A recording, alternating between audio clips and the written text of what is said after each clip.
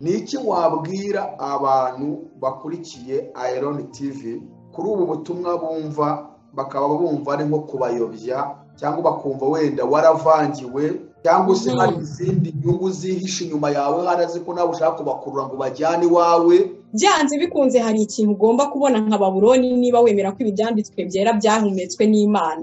Icyo kintu rero ugomba kubona nka Babuloni nicyo kigiye kugwa, ariko hagati yacu na Kristo nta wundi muhuza n'umwe urimo, niwe direct tugomba gufatanya nawe. Wowe niba ufitanye umubano na Kristo, noneho mwegera umusobanuze Babuloni icyo ari cyo, iyo akubwira wowe uyisohokemo. Ariko icyo nzi cyo Babuloni yo iraguye, kuko nibyo byabareze biranabakuze. None nguko tubasohora ngo tubajyanye ngo turi nka cya kirura. Gararisi, uri kirura? Reka ngusubize kuri iryo jambo, kuko uwo muntu ikintu abakubwiye mu by'ukuri sinzi niba ari umupasiteri, ariko ubwe abakwemereye neza ko yazanye abantu akabagira intama ze, atigeze abagira intama za Kristo, sibyo? Nta gakiza kari muri Bibiliya gashingiye ku gakiza k'undi muntu. Icyo gihe ni ukuvuga ngo politike n'idini byari byivanze ku buryo nta na kimwe kizabangamira ikindi. Yesu yari afite ukuntu yabonaga ubutegetsi bwariho ku buryo yabuzaga abantu rwose kwivanga muri ibyo bintu, kuko si ibintu biri kubajyana i Siyoni, ni ibintu ahubwo biri kurushaho kubakundisha isi, kuko nyine ni ubutegetsi bw'isi. Ntabwo buzagusaba kwitandukanya n'isi kandi aribwo buyiyoboye, si byo se? Icya kabiri uyu mwene data yabajije, ni gute basohoka muri Babuloni niba tubonye uburyo bayigezemo? Babuloni rero iyi intimite niyo idashaka, kuko Yesu yaravuze ngo muzamenya ukuri kandi ukuri niko kuzababata. Babuloni ikora ku buryo utazamenya ukuri, kuko nubata ukuzayicika. Iriyaranja ku buryo ukuri kose uzamenya ari uko izaguha. Ariko Yesu we yaduhaye ukuri, aravuga ngo ni nge nzira, ukuri n'ubugingo. Niba Kristo atuye muri wowe, inzira ijya mu ijuru iri muri wowe. Niba Kristo atuye muri wowe, ukuri kukujyana mu ijuru kuri muri wowe, kandi ubugingo buhoraho buri mu buzima bwawe. Niyo mpamvu ukwiye kugirana. Iyo urebye nko mu itorero rya mbere, reka nguhe nk'urugero rw'ikintu kitabaga mu itorero rya mbere. Mu itorero rya mbere nta makorari yabagamo, kubera ko abantu bose bagaburirana ibihimbano by'umwuka uko babihawe. Nyiri izo ntama nyine niwe nyiri izo ntama, ariko twe turi hano ngo tuvugane n'intama za Kristo. Nawe utwumva niba uzi kuri intama ya pasiteri wawe, ubwo nyine nusohoka ntuzamenya aho werekeza. Erega insengero zo zahozeho na mbere y'uko amadini aza. Niyo mpamvu uzasanga Pawulo yarandikiraga itorero ry'i Korinto. Ariko ndagira ngo nkubaze, itorero ry'i Korinto ryari irihe dini? Yari gatolika, bari abaporoso, bari abapantekote, bari abaki? Mu Gifaransa haravuze ngo mon peuple n'était qu'un troupeau de brebis perdus, leurs bergers les avaient égarés, ils les faisaient errer dans les montagnes, elles allaient de montagne en colline. Bagendaga bava mu misozi bajya mu dusozi, bagenda babungishwa n'abungeri. Niba ukeneye gusohoka muri Babuloni koko, ukeneye kongera kuyoboza Imana, ikiraro cyawe ni ikihe? Yesu yaravuze ngo ni nge rembo ry'intama. Niba Kristo ari we rembo ry'intama, ukaba warinjiriye muri iryo rembo, Kristo niwe buturo bwawe, niwe kiraro cyawe. Igituma ujya guterana na bene data, nta kantu Imana ivuga ukumva uburyo kayibabaje, ngo intama zanjye zibagiwe ikiraro cyazo, zigenda zibongera. Impamvu uyu munsi umuntu umubwira gusohoka muri Babuloni akaba atabona aho yerekeza, nuko ari umwe mu ntama zibagiwe ikiraro cyazo. Ubu Kristo aho kugira ngo bukomeze bube guhinduka kw'imbere no kwakira Kristo nk'umwami n'umukiza, byabaye kubarizwa mu idini runaka. Yarabajije arabaza ngo ese bayisohotsemo cyangwa n'ibyahazaza kuyisohokamo? Erega nuko tubihindura tugashaka ubiha izina ryiza. Uzarebe iyo urimo wuzuza formulaire ziri officiel, ahanditse religion bakubaza religion, ntago bakubaza itorero. Religion ni idini.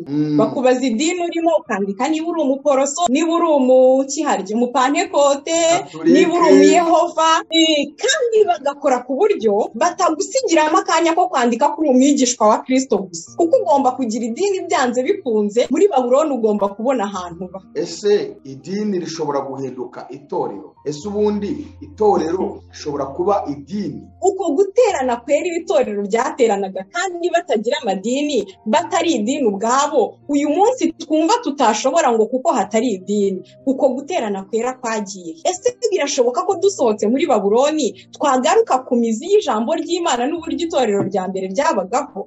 Hanyuma rero amasega aryana, mu Gifaransa bavuze ngo de loup ravageur cyangwa de loup crieur. Amasega aryana, amasega atagira impuhwe, amasega ashishimura. ngo azaduka hagati muri mwebwe. Niba uhuye n'umurwayi, ibuka ko hari ibimenyetso bizagumana n'abizera.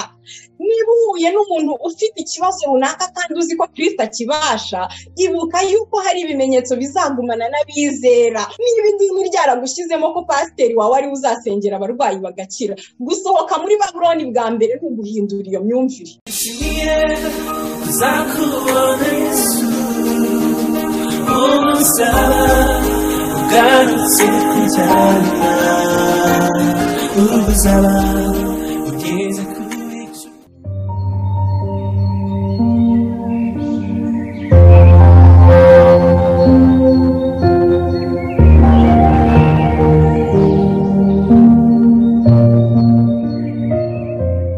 Reka twongere duhe ikaze abantu mwese mudukurikiye bari hirya no hino mu bihugu bitandukanye, abari ku migabane igize isi, yaba umugabane wa Afurika, Aziya, Uburayi, Amerika ndetse no muri Australia.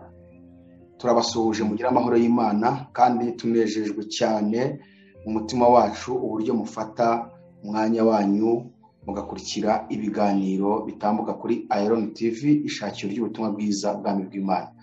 Imana idakiranirwa ngo yibagirwe imirimo igishyigikira ubutumwa mwumva kandi ikomeze kuberekeresha ibimenyetso n'ibitangaza bikomeye ku buzima bwanyu. Rero twongeye kubaha ikaze kandi nanone mu kiganiro cyacu Menya Nibi, aho tuganira n'umubyeyi Clarisse ahari Belgique. Hanyuma Clarisse, tuguhaye ikaze rero kuri Iron TV. Abantu benshi bagiye batwandikira muri komenti, abaciye inbox bakatwandikira ati uyu mubyeyi turamukunze cyane kandi Imana yamuhaye ubwenge, turagira ngo akomeze tuganirize, akomeze atubwire ibya Babuloni n'iby'iyi minsi turimo. Ejo nahoze nganira na Pastor Musisi arimo kuvuga ati uriya mubyeyi rwose Imana yaramuhamagaye, nanjye ndamukurikira. Amen. Mu by'ukuri Pastor Musisi yambwiye ko muziranye, yarambwiye ngo mujye munavuga. Turaziranye cyane. Rero mu by'ukuri turishimye kubera ko abantu bakunze ubutumwa bwiza Imana yabashyizemo, kandi buri kubohora abantu benshi, buri gukiza benshi. Akaba ariyo mpamvu tunezerwa cyane iyo tukubonye ugarutse kugira ngo wongere uganirize abantu. Nikaze rero, ndibwira ko mwadufasha gusenga umwanya mutoya tukinjira mu kiganiro cyacu. Turagushimye Mwami Imana yacu ko wongeye kutwemerera ukatugirira ubuntu kugira ngo dufate akanya tuganira n'ubwoko bwawe. Mana, tugerageza kubipanga kenshi ariko bikagorana kubera gahunda zitandukanye, ariko Mwami iyo ugize neza bikemera ntabwo twabifata nk'ibisanzwe, n'ubuntu bugeretse ku bundi. Reka rero aka kanya kaba kumugisha, haba kuri jyewe na musaza wanjye tugiye kuganiriza abantu, ndetse haba no kuba agiye kudutega amatwi. Imana, ndasenze kugira ngo umwuka wawe abafate cyane, bumve icyo umwuka ashaka kubaganiriza, ibyo Satani ashaka kubarangarisha ku ruhande. Mu izina rya Yesu ibiboneke Mana, ahubwo amavuta yawe abe hagati yacu nabo, maze Uwiteka icyo washatse ku bwoko bwawe bumenye uyu munsi kimenyekane mu izina ry'Umwami wacu Yesu Kristo. Amen. Amen. Akarisi Imana bw'umugisha. Hanyuma muri iyi minsi Noheli yagenze ite aho ngaho Belgique? Ni ibisanzwe, ntabwo ari ibintu twe dutindaho cyane. Ariko ni ibisanzwe byo mu mbere. Niki watubwiraho kuri iyi minsi mikuru ya Noheli, abantu baba barimo kwizihiza hirya no hino ku isi, amadini atandukanye, ariko hakaba n'abajya kwizihiza mu buryo bwo kwinezeza bakora ibyaha. Niki wayivugaho nka Noheli nibuza ku munota umwe kugira ngo tubone uko twinjira, nk'uko mumaze iminsi mutwigisha ku birebana na Babuloni? Ese Noheli yaba iri muri cya kintu cyitwa Babuloni? Reka ko tukabikira ubutaha, ahubwo abayizihiza tubifuriza iminsi mikuru myiza no kuryoherwa, tutabishya iminsi mikuru y'abandi. Hanyuma bitegura kwinjira mu mwaka utaha twese hamwe natwe, tubifurize kugira ngo uyu mwaka tuzawusoze mu mahoro kandi tuzinjire mu mwaka utaha dufite icyerekezo gishya duhawe n'Imana mu izina rya Yesu Kristo. Ubwo urabidukinze. hanyuma iyo twitegereje tukareba turi gusoza umwaka ndibwira ko hasigaye iminsi itarenze 6. uyu mwaka hari ibyawubayemo twabonye byakomereye ubuzima bw'abantu hirya no hino ku rwego rw'isi, ariko hari icyo Bibiliya ivuga ku birebana n'iminsi tugenda dutambukamo mu isi n'indi zaza. Nkawe ukurikiye mw'inararibonye mufite ku birebana n'agakiza, ku birebana n'ubuhanuzi, ku birebana n'iminsi y'imperuka, ni iyihe shusho waduha ku birebana n'umwaka utaha tuzinjiramo?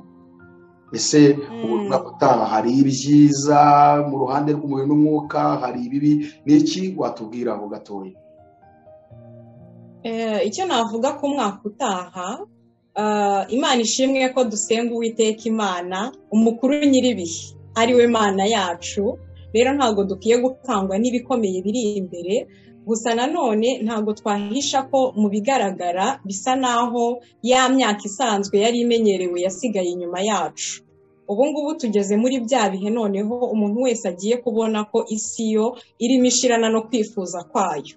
Isi irimo irashirana no kwifuza kwayo, ku buryo biteye ubwoba kuba tukibona abantu babwiriza bakomeza kugundiriza abantu isi, kandi isi yo pe yashize yarangiye irimo irashirana no kwifuza kwayo, ariko ku bakunda Imana byose bifataniriza hamwe kutuzanira ibyiza. Nubwo tugiye kunyura mu bikomeye, nubwo ahari se mu bigaragara imyaka iri imbere ishobora kuzadukomerera dukurikije cya cyerekezo 2030, icyerekezo 2025, ni ibintu usoma ukabona ko kubera bisumba byose. Tugiye kwinjira mu myaka itoroshye mu buryo bw'umubiri, ariko witegereje amateka y'itorero rya Kristo mu bihe nk'ibyo bikomeye, nibwo habaga ububyutse butabaho. Uko bigenda bidukomerera mu mubiri, niko abantu barushaho gukanguka mu mwuka, ku buryo turimo turanitegura. Uko barushaho kwitegura kudukomereza ubuzima, niko turimo kwitegura kwinjira mu bubyutse bubanziriza kugaruka kwa Kristo. Byari bikwiriye rero ko buri wera wese ubwo bubyutse buzasanga yiteguye kubwakira no kubwinjiramo nta kintu kimutangira. Ndumva nabivuga. Iyo turebye cyane Bibiliya, hari igenda igaragaza mu isi ko bizagenda bisimburana, ndetse naho twerekeza uko hasa, kuko Bibiliya yo navuga ngo igaragaza ishusho y'isi mu binyejana no mu binyagihumbi, uko isi izagenda imeze, kuko uwabivuze ahoraho ibihe byose, kandi azi ibyo mu itangiriro n'ibyo hagati n'ibyo mu iherezo. Amen. Hari ibintu byinshi yagiye avuga, yaba ari Yesu, yaba ari intumwa, cyane nk'intumwa Pawulo yabivuzeho cyane, ariko Yesu yavuze bimwe mu bizaranga iherezo ry'isi. Aho yabivuze nkunda kubishyira mu bintu bigeze nko muri 7 cyane, nubwo yavuze byinshi, ariko yavuze intambara, impuha z'intambara, inzara, imitingito, ibyorezo by'indwara, urukundo rugakonja, abantu bakimura Imana, Yesu akabona kugaruka. Aka kantu ka nyuma niko gakomeye, ngo abantu bakimura Imana. Mu kwimura Imana Yesu yavuze, we yabivuze mu buryo bwo kugaragaza uburyo imibereho y'abantu mu isi izaba ikintu gikomeye mu gufata abantu bakayimura ikava mu mitima yabo, bitewe na situation bazaba bahagazemo, bitewe n'umwanya uzaba muto, bitewe n'uburyo bwo kubaho bishobora kugusaba kugira ibindi byakora kugira ngo ubeho.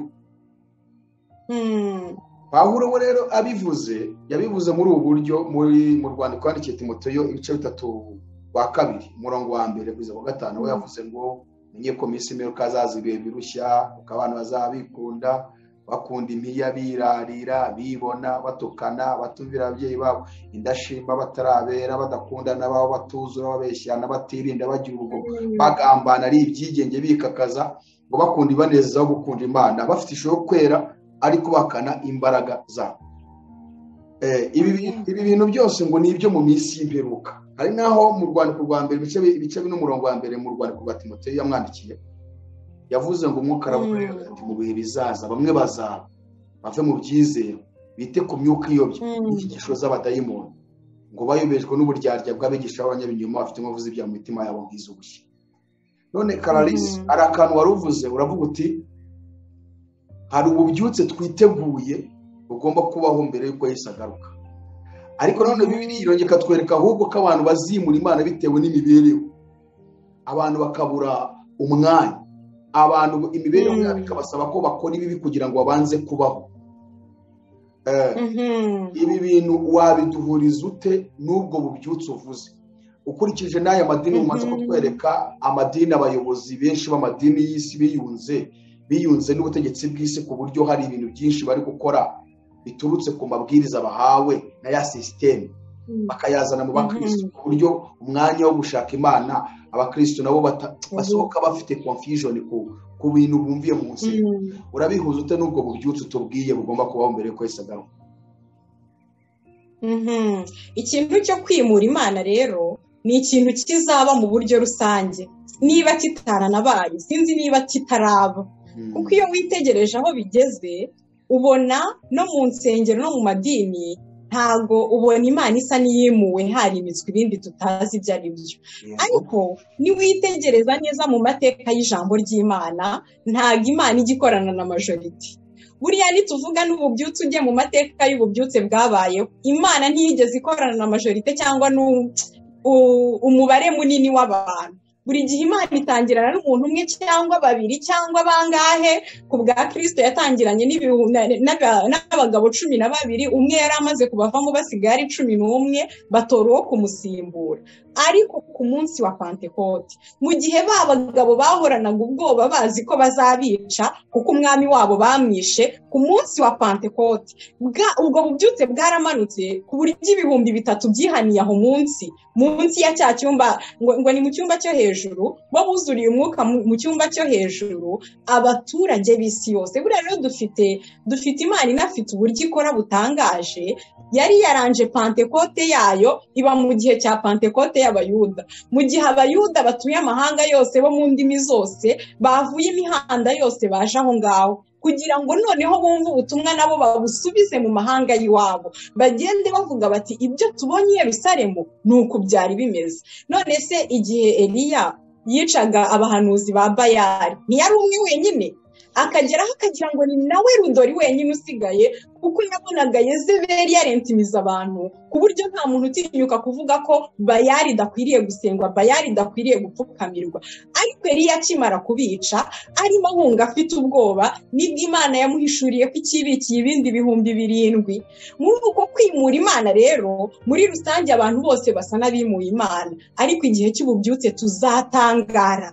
Imana izahagurutsa abasaruzi batamenyekana, Imana izahagurutsa abasaruzi batimitswe n'amavuta ya oliva, Imana izahagurutsa abasaruzi batambitswe amasutane, Imana izahagurutsa abasaruzi batagira izina mu isi, ku buryo aza akavuga ati nitwa kanaka, ati kanaka wahe, atoya ntabwo nje kuvuga ibyanjye, ntukeneye kumenya njyewe, tega amatwi wumva uwo nkubwira.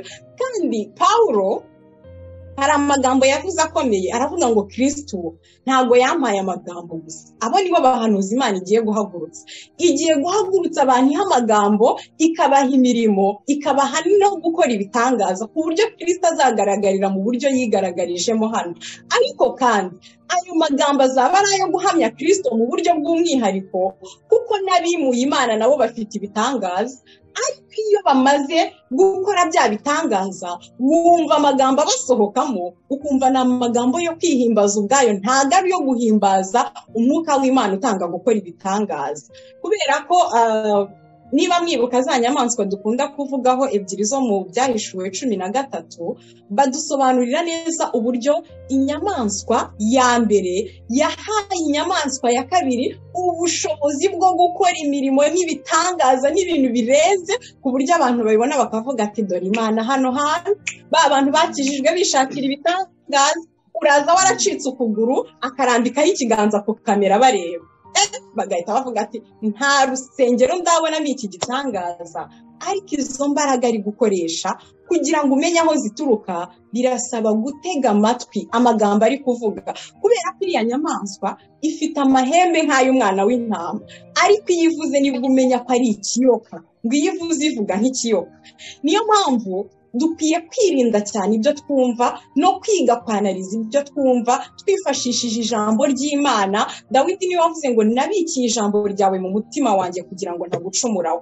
Niba ijambo ry'Imana ritabitse mu mutima wawe ntabwo uzabasha gufata amagambo umuntu ari kukubwira ngo uyagereranye n'icyo ijambo ry'Imana rikwigisha. Kandi ikibazo kwizera ko uzanwa no kumva gusa, kwizera ntikuzanwa n'ikindi kintu. Niyo mpamvu ibintu twumva twagakwiye kubiha agaciro tukabyitondera tukabigereranya n'ijambo ry'Imana, kuko kwizera tugira n'uwo twizera n'uburyo tumwizeramo ibyo byose bizanwa n'ibyo twumva. Sinzi niba naba nsubije icyo warumbajije. icyo nari nkubajije gishubijemo gakeya, tuzagisubiramo. Hari igihe tuzagisubiramo cyane, turimo kureba iyi minsi y'imperuka, uburyo ari iminsi ikomeye cyane, kandi turashimira Imana ko wa mugani nta majority igira, umwe arahagije kuba yamukoresha kandi ibintu bikagenda neza, kandi ugisobanuye neza cyane, kuko kugeza aka kanya abantu benshi bazi ko hari igihe tuzongera kubona abantu birunze ari benshi nk'uko twigeze kubabona kera. Umwe wenyine ashobora gukora ibintu Imana ishaka kandi agakiza benshi. Ububyutse rero erega n'ikindi kintu nakubwira kuri iyi Babuloni turi kuvuga, iyi Babuloni turi kuvuga iyo tubwira abantu kuyisohokamo, nta nubwo Imana izafata igihiriri cy'abantu icyarimwe ngo ibasohore muri Babuloni, ahubwo ubu dushobora kuba turi aha turi kuvuza ihembe dusakuza, ukabona umuntu umwe wenyine niwe usohotse muri Babuloni. Nk'uko ubwo yajyaga gusohora Aburahamu muri Uriya Bakaludaya yamusohoye wenyine. Buriya Loti ntabwo Imana yari yagiye kumusohora na Aburahamu wamusohoye, ariko Imana yaragiye izana Aburahamu wenyine imusohora muri Uriya Bakaludaya. Niyo mpamvu nahoze ndimo ndeba bya bibazo wanyoherereje, hari ikibazo yagezeho harabaza ngo mbese ngo bayisohotsemo ngo bazayisohokamo ryari. Bisa naho ari kubaza muri rusange niba abantu bazafatana bakadesida bagafata icyemezo cyo gusohokamo, ariko iri jwi iyo uryumvise n'ijwi ryawe rikureba wenyine, kuko ubugingo ni icyemezo personeli, ni ikintu bwite cyawe wenyine n'umwihariko wawe, nta kivunge kijya kiba mu by'ubugingo. Rero Babuloni no kuyisohokamo n'umwe ku wundi. Abo bantu benshi bamaze kubagira ikibazo cyane, aho usanga barimo baravuga ngo ese ubundi ko muri gusohora abantu mu madini murabohereza hehe? Hari umuntu uherutse kunyohereza, ni nk'umugani yaciriye ashingiye ku kiganiro, kiriya kiganiro uherutse gutanga, agaragaza uburyo ko hari umuntu wari ufite intama ziri mu rugo rwe. Nyuma yaho rero ngo haza kuza ikirura kihinduye nk'intama nacyo gishyiramo. Bukeye rero icyo kirura kiza kwiga uburyo kizisimbukisha urugo, zirasimbuka kigera hanze, nazo zirasimbuka zigisanga hanze. Ngo zimaze kugera hanze nicyazigisha imibereho y'aho zigiye, zitandukana na nyirazo, kandi naho zigiye ikirura nicyazigisha uburyo zigomba kubaho. Hanyuma rero ngo kirazicika kirigendera, ngo zisigara zamanjiriwe zitazi uburyo zifata, uburyo zitwaramo aho hanze zigiye. Aravuga ati rero abigiranye ngo n'izi nyigisho turi guha abantu, cyangwa se uri guha abantu, ngo ese ko turi kubwira abantu ngo bave mu madini turabavanamo tubajyana hehe? Ngo ubwo rero tubanze tunabambura ibyo bahawe bindi amadini yabahaye, ngo kuko nibyo byabareze biranabakuza. ngo none ngo uko tubasohora ngo tubajyanye ngo turi nka cya kirura. Gararisi uri ikirura. Reka ngusubize rero, reka ngusubize kuri iryo jambo, kuko uwo muntu ikintu aba akubwiye mu by'ukuri sinzi niba ari umupasiteri, ariko we ubwe aba akwemereye neza ko yazanye abantu akabagira intama ze, atigeze abagira intama za Kristo, sibyo? None abo bantu kuko ari intama ze babayeho, kuko ahari ejo apfuye n'ubundi nta yindi mibereho, sibyo? ariko niba abo bantu ari intama za Kristo, Kristo we yaravuze ngo nibaforoma abantu babahindura bigisha, babigishwa babageze ku rugero rwo kwigisha, babarekure bagende. Ntabwo Kristo yigeze na rimwe abwira abantu ngo babazane babizirikeho ku buryo umuntu azadepanda ku wundi ubuzima bwe bwose. Nta gakiza kari muri Bibiliya gashingiye ku gakiza k'undi muntu. Ni nayo mpamvu nitujya no mu rubanza na Kristo azafata umuntu ku giti cye, ntabwo azigera yora idini ryawe ryose ngo ajye kuricira urubanza. Mu by'ukuri uwo muntu nyiri izo ntama nyine niwe nyiri izo ntama, ariko twe turi hano ngo tuvugane n'intama za Kristo. Nawe utwumva niba uzi kuri intama ya pasiteri wawe, ubwo nyine nusohoka ntuzamenya aho werekeza. Ariko niba uri intama ya Kristo, nusohoka uzakurikira Kristo ahari kujya, ugera ikirenge mu cya Kristo. Rero ikintu nshaka no kuvuga kuri ibi bintu by'amadini, daboro Babuloni ni umwuka, ntabwo Babuloni ari ahantu. Iki kintu cy'idini hari aho gihinduka nka spiritual, nk'umwuka utwaye abantu, ku buryo umuntu gusohoka kwa mbere muri Babuloni ni ukwitandukanya n'uwo mwuka, ukumva ko udepanda kuri Kristo. None se ubu nta hantu bajya bagutumira ukajya kubwiriza kandi ari mu rusengero, ari mu idini runaka? Ubu se sinjya mu rusengero, ubu se nta hantu duhurira n'abandi bantu? Erega insengero zo zahozeho na mbere y'uko amadini aza. Niyo mpamvu uzasanga Pawulo yarandikiraga itorero ry'i Korinto. Ariko ndagira ngo nkubaze, itorero ry'i Korinto ryari irihe dini? Yari Gatolika, bari Abaporoso, bari Abapantekote, bari abaki? Itorero ry'i Roma, iry'i Efeso, ya matorero 7 yo muri Asiya yo mu byahishuwe, ryari irihe dini?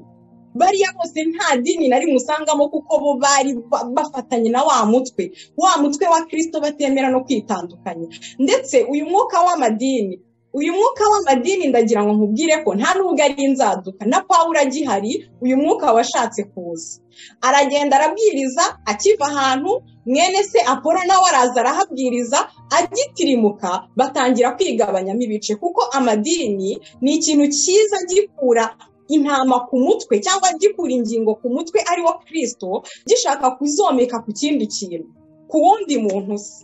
Hanyuma bamaze kugenda bombi, nibwo muri ba bantu havutse amakimbirane, bamwe bati twe turi aba Pawulo, abandi bati twebwe turi aba Apolo. Ariko Pawulo yabigizemo ubwenge bukomeye, araza ahosha izo ntambara arizo turi guhosha uyu munsi. Araza ahosha izo ntambara, arababwira ati niko ndababaza, uravuga ngo uri uwa Apolo, uri uwa Pawulo? Jyewe Pawulo naragupfiriye? Ese Apolo yarakubambiwe? Yongera kubashishikariza komatana n'umutwe, ku buryo Pawulo ahari atanahari intama zikomeza kuba iza Kristo, Apolo ahari atanahari intama zikomeza kuba iza Kristo, n'ingingo zigakomeza komatana n'umubiri wa Kristo. Hanyuma uwo mwene data utwita ibirura, nta kibazo n'umwami wacu niko bamugenje. Umwami wacu wanyita ikirura nkababara, Yesu baramwise umutware ngo Berizebuli n'umuha imbaraga. Koko ubwo se naba ndi kumwe nawe? Ni ukuvuga ngo ushatse kutubwira yuko itorero ryo muri Efeso, itorero ry'i Korinto, cyangwa se kuri Pawulo yandikiraga amatorero, bitandukanye no kuba ufata itorero ukaryita n'izina. Urumva ryabaga ari itorero ry'ahantu ry'ibunaka, ntabwo ari itorero izina ryitwa. Ntabwo ari idini. Erega nuko tubihindura tugashaka ubiha izina ryiza, uzarebe iyo urimo wuzuza formulaire ziri officiel. Ahanditse religion bakubaza religion, ntabwo bakubaza itorero. Religion ni idini. Bakubaza idini urimo, ukandika niba uri umuporoso, niba uri umukiharye, umupantekote, niba uri umuyehova. Kandi bagakora ku buryo batagusigiramo akanya ko kwandika kuri umwigishwa wa Kristo gusa, kuko ugomba kugira idini byanze bikunze. Muri Babuloni ugomba kubona ahantu ba. Ariko kandi tuzaganira ku kintu gikomeye, kirebana n'inkomoko y'idini. Ubundi ikintu nifuza ko tuzaganiraho ni iki: ese idini rishobora guhinduka itorero? Ese ubundi itorero rishobora kuba idini rigahinduka idini? Icyo nemera cyo, itorero ryigeze rihinduka idini. hari igihe cyageze mu kinyejana cya 4 ku bwa Empereur Constantin, umwami w'abami witwaga Constantin. Hanyuma icyo gihe yari ari mu ntambara, avuga ko hari mu gihe cy'akarengane k'abakristo, avuga ko yarose inzozi, hari ikintu bitaga niba ari Kristi, mbibona hari ku myambaro y'abapadiri, ikintu kimeze nka P gutya, iyo P ishushanyijemo X, ariko urebye ni nkacyo bafataga nk'umusaraba icyo gihe, ngo abona icyo kimenyetso mu nzozi, ngo ijwi riramubwira ngo kubw'iki kimenyetso uzanesha, uzatsindura urugamba. Hanyuma yumva ko akoresheje cya kimenyetso nicyo bashyize ku mabendera yabo, baragenda ko urugamba bararutsinda. Atabarutse noneho nibwo yemeje ko akarengane gahagarara k'abakristo, nibwo yemeje n'amateka maremare, nibwo yemeje, byaje kugera ahantu yemeza ko n'umwami wamukurikiye bemeza ko noneho cya kindi cyahoze ari itorero ubu noneho gihindutse idini, kandi kikaba kibaye idini rya leta. Urumva kuvanga ibyari ibya Kayizari bigiye kwivanga n'iby'Imana, ku buryo utakibona umupaka hagati y'ibya Kayizari n'iby'Imana, birivanze bikoze ikintu kimwe. Kandi Yesu yadutumye kuvangura ibyo bintu. Bashaka kumuzana impaka mu bya Kayizari, akababwira tumva rero ibya Kayizari byo ni mu bishyire Kayizari, ahangaha ntabwo turi mu bya Kayizari. Ariko we ikintu yakoze, yamatanije ibya Kayizari n'iby'Imana. Abakristo nabo bakurikije akarengane bari barimo, bibwira yuko ari Imana ibatabaye, bibwira yuko kuko ikintu Babuloni yakoze ofete mbere yuko itorero ryinjira muri Babuloni yo yabanje kwinjira mu itorero. Donc bari baragerageje kubasenya bari hanze, barabarwanya, babagaburira intare, babakereza inkero, ariko amaraso yabo uko bapfaga, abantu barebaga determination yabo bakavuga bati wow, aba bantu bapfa bakinezerewe mu mwami wabo gutya, ibi bintu birimo ikintu.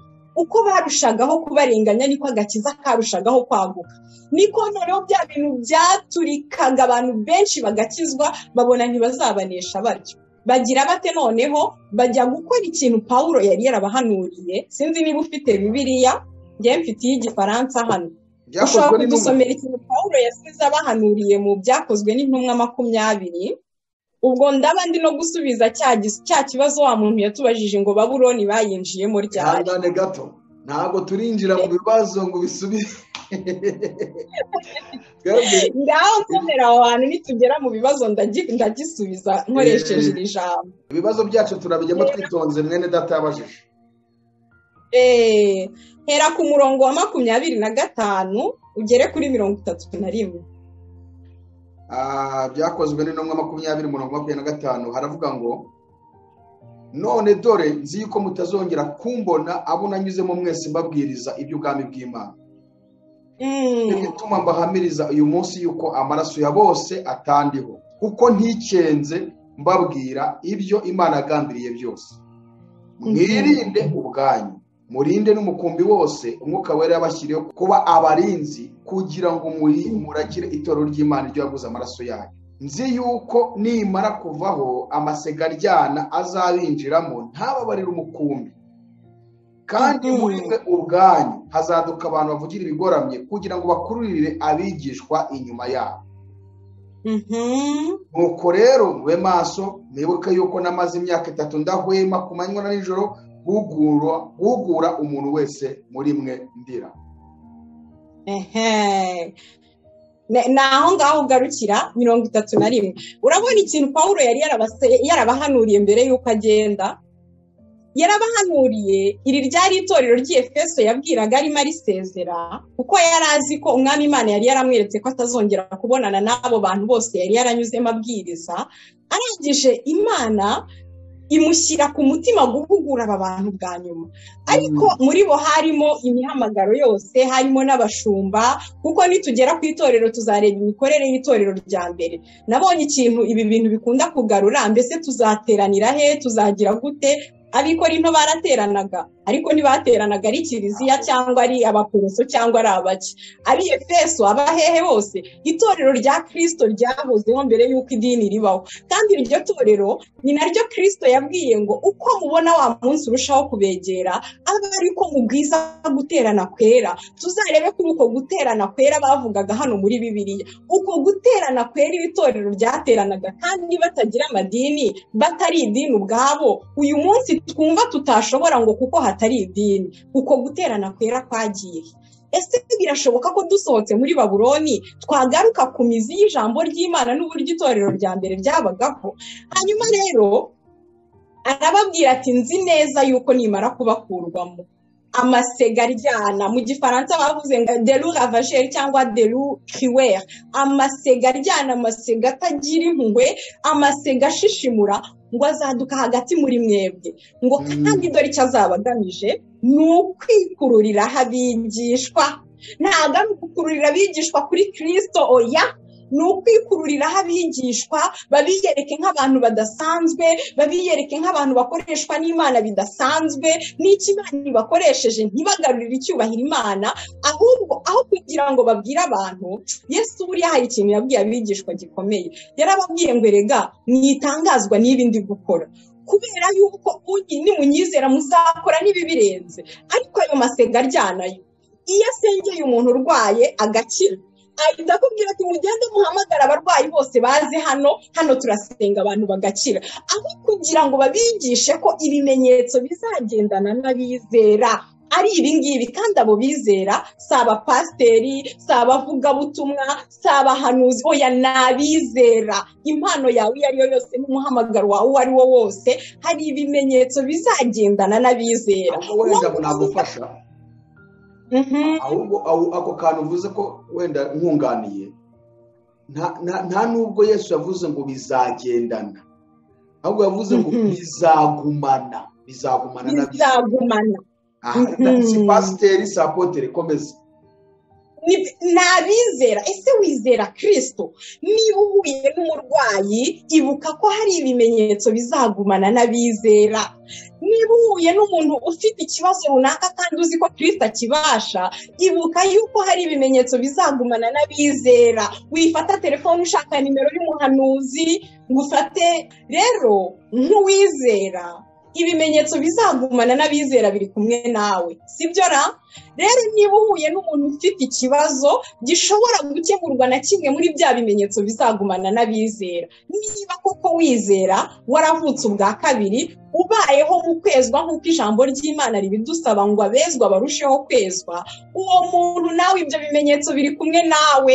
Wifata telefone ushakisha nimero y'umuhanuzi, nimero ya apotre, ngo hari uwansengeye ndwaye, oya, hari ibimenyetso bizagumana n'abizera. Ariko ibyo bimenyetso ntibizakora utashyize mu bikorwa icyo Imana igusaba. Niba ivuga ngo muzasengera abarwayi bakire, ntabwo uzamenya ko wamusengera agakira utanamusengeye.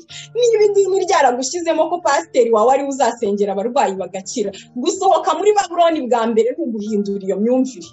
Ni uguhindura iyo myumvire, ugafata ijambo ry'Imana rikakubera ikintu ushingikirizaho imyizerere yawe. Gusohoka muri Babuloni kwa mbere ni uguhuza ijambo ry'Imana n'imyumvire yawe n'ibyo wizera. Erega uyu munsi dushobora kuba tuvuga abantu bakagira ngo ahari turi no guciraho iteka abapasiteri. Ushobora gusanga uwo muntu ukuyobora gutyo nawe niko yigishijwe. Ahari uyu munsi Imana yagusobanurira ikintu, yanakwemera mukaganira nawe akakugiriraho umugisha, kubera ko nitugera mu kwiga iriya mihamagaro 5 tuzasanga nta pozisiyo zari zirimo. Ntabwo pasiteri yari hejuru y'uyu ngo yabe hejuru y'uyu, oya, ibyo ni ibintu byazanywe n'idini. Imana yahamagaye abantu, ishyira iyo mihamagaro yose mu itorero ngo kugira ngo abizera abera bafashwe. Ntabwo ari ukugira ngo uyu nguyu arutuyu, ahubwo nituyigeraho tuzareba uburyo itandukanye kandi yose ihuriza hamwe kugira ngo abera koko bafashwe. Rero Pawulo muri iki gice abahanurira ko namara gukurwaho amasega aryana azaza muri bo, ngo kandi atazababarira umukumbi, kuko icyo azaba akeneye ni ukwikururiraho abigishwa. Ugasanga twubatse urusengero rujyamo abantu 5,000 kandi dufite abakristo 100, kuko twashyizeho strategy zo kuzikururiraho abigishwa. baze hano twuzuze. Nta n'ubwo izo sitirateji ari zo kujya kubwiriza mu muhanda, icyo dukeneye ni uko abantu baza apana kwa Yesu, ahubwo iwacu hakuzwe. Rero ayo masegi yaje, ikiyaranga cya mbere ni uko aza yikururiraho abigishwa, muze munkurikire, muzi iwacu, twebwe bigenda gutya, aho kuvuga Kristo akaza kubwira iby'iwabo, twebwe twubaha ibi, mwebwe ntimubyubaha, twebwe ibi turabirya, mwebwe ntimubirya, twebwe ugasanga aho kuvuga Kristo turi muri twebwe se twapfiriye nde? Ninde twababarira ibyaha se? Ninde twaha imbaraga zo kunesha ubutware bwa kamere? Ninde muntu twakura mu bubata bw'icyaha kugira ngo uyu munsi tube turi kubikururiraho? Rero iki kintu cyo kuba Babuloni yarinjiye mu itorero, yinjiye uko nyine Pawulo yari yarabibahanuriye, ababwira ko amasega aryana azaza muri bo. Babuloni yaje nk'amasega aryana mu itorero, noneho ya masega amaze kwaguka nibwo ahubwo Babuloni yavuze iti aho kugira ngo twinjire mu itorero, reka ryo ubwaryo turizane turyinjize muri Babuloni n'imbere.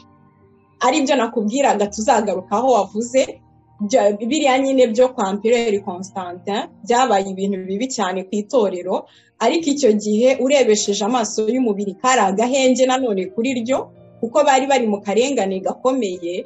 Ariko Pawulo yandikira Timoteyo wa 2, ndumva ari ibice 3, yaramubwiye ngo icyakora koko abazakunda kumvira Kristo, ngo abazakunda kubaha Imana bose bari muri Kristo bazarenganywa. Iyo agakiza kavanywemo kurenganywa, haba hatangiye kuza ikibazo, kubera ko iyo utangiye kuvuga gatoya ku bintu bitandukiriye, utangiye kuvuga agakiza nk'umusaraba, abantu ba mbere babanza kugutera ibyuma, abantu ba mbere babanza kugutuka ni bene so musengana. Ariko ukibuka yuko abazakunda kubaha Imana bose bari muri Kristo, batari mu idini, bari muri Kristo, abo ntaho bazatandukanira n'akarengane. Imana ibaho umugisha. Reka noneho twinjire muri bya bibazo byacu bene data yabajije, kugira ngo tumusubize, ubone gukomeza kuri iriya minisiteri ya Yesu igizwe na ziriya bari biriya byiciro 5: intumwa, abahanuzi, ababwirizabutumwa, ababwirizabutumwa n'abigisha. Reka dusome twumve ibibazo yari yabajije. Ikibazo cya mbere yarabajije ngo Babuloni bayinjiyemo ryari? Abadukurikiye Babuloni batangiye kurumva iyo ariyo, urasobanura ese bayinjiyemo ryari? Abantu bayinjiyemo ryari? Babuloni rero nk'uko nari maze kuvuga hano muri ubu buhanuzi Pawulo yahanuriye itorero ry'i Efeso, yabanje kubabwira ko ibyo birura bizabanza kuza muri bo, ariko dore icyo bizaba bije gukora ni ukwikururiraho abigishwa. Abo bigishwa byikururiraho bari basanzwe ari abigishwa ba Kristo. Mu yandi magambo, bakuye abantu kuri Kristo babijyanyeho. Urumva? Noneho muri kwa kubijyanaho, izo ntama barimo basohora bazikura kuri Kristo bazijyanaho, ubwazo barimo barazikura mu itorero bazinjiza muri Babuloni. Ngaho aho Babuloni yatangiriye, yatangijwe n'ibirura byinjiye mu itorero muri ubu buhanuzi bwa Pawulo, bigenda byikururiraho intama. Hanyuma izo ntama zaza, kuko ngo bizaba bifite, iyo usomye ibindi byanditswe, ngo bazaba bafite, na Yesu yabivuzeho, ngo ibimenyetso bikomeye by'ibitangaza, amagambo yo gushyeshyenga, ku buryo byanze bikunze wumva aribo bantu batumwe n'Imana. Wareba n'imirimo bakora ukabona yeye abo bantu barimo imbaraga z'Imana, ariko bigasaba kukanura cyane kugira ngo ntuhagarare ku mahembe ibigaragara inyuma, ahubwo utege amatwi ijambo ribaturukamo, wumve ko atari iryo gukuza umwana w'intama w'Imana, ahubwo ari amagambo y'ikiyoka. Ugasanga bafite imivugire n'uburyo bavuga nyine, ukumva rwose ni ibintu bitajyana abantu mu ijuru, ahubwo birushaho kubagumisha mu isi no kubikururiraho nyine. Ndumva ubushize niwe nabwiye ko iyi nyamaswa yaturutse mu gitaka nyine.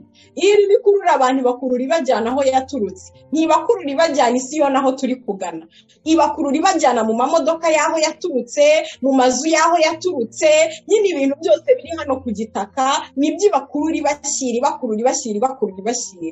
Hanyuma rero byaje kugera igihe muri ako karengane navugaga, ndumva iki kibazo nasaga n'umaze kukivugaho, ni amateka maremare ntateguye, byasaba ko nzayategura tukayaganiraho, ariko noneho ofisiyeluma mu buryo buri ofisiyeri wavuga ko itorero rya Kristo mu buryo buri ofisiyeri ryinjijwe muri Babuloni. Apana itorero rya Kristo, abigishwa benshi bo mu itorero rya Kristo, kuko itorero rya Kristo ryo ryubatse ku rutare. Aho murambabarira nari nkoresheje ijambo ridakwiye, kubera ko Yesu yaravuze ngo naho amarembo y'ikuzimu yarihagurukira ntago azaribasha. Ibyo birura byaraje bigira izo zitwara, ariko itorero rya Kristo ryo riracyubatse ku rutare n'amarembo y'ikuzimu ntiyarishobora. Batwara abigishwa rero bamwe na bamwe kandi benshi bakabinjiza muri Babuloni. Ofisiyelima rero Babuloni yatwaye abigishwa benshi binjiye muri Babuloni igihe uyu mwami yamaraga kuvuga ko ubukristo bubaye idini rya leta. Icyo gihe ni ukuvuga ngo politike n'idini byari byivanze ku buryo nta na kimwe kizabangamira ikindi.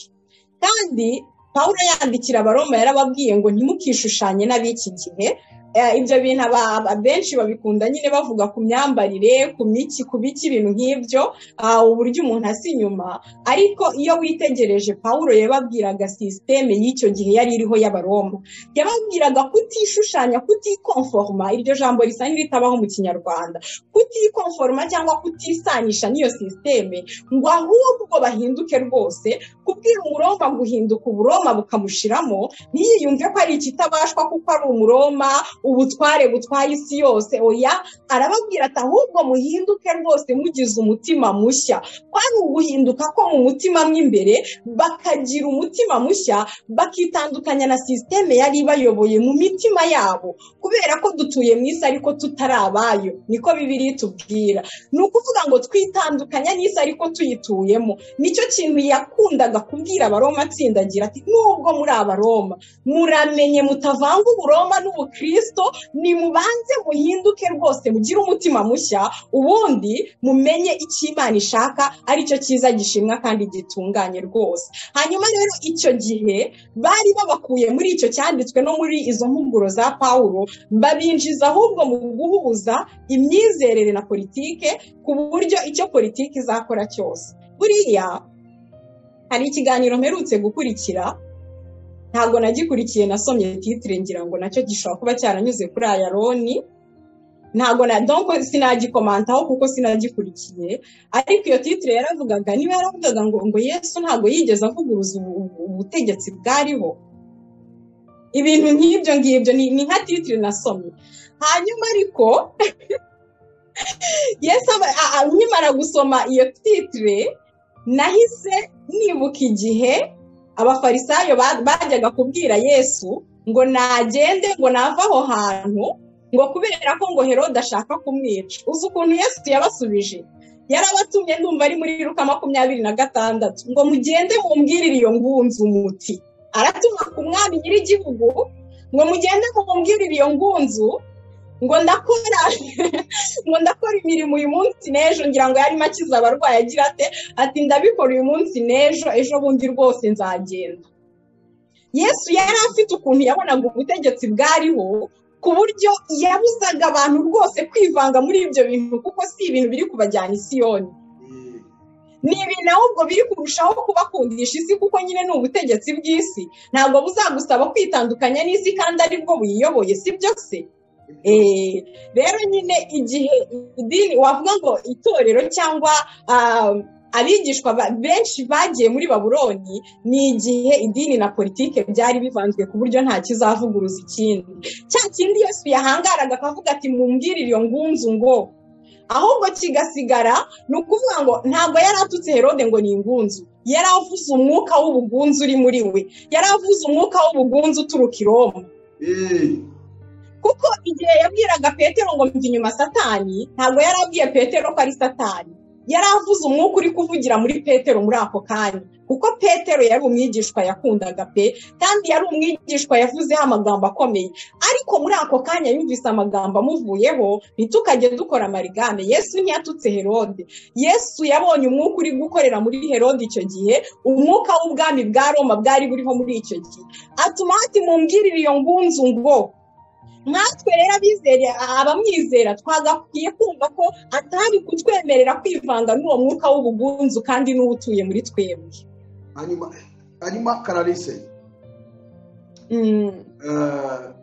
turi kuri iyi ngingo cyangwa kuri iki kibazo cya mbere ngo Babuloni bayinjiyemo ryari ari byo mwadusubizaga, kirahuza na cya kintu nari nkubaje mu kakiva ngo ese itorero rishobora guhinduka idini? bivuge ngo birashoboka nk'uko wari watangiye kubitwereka.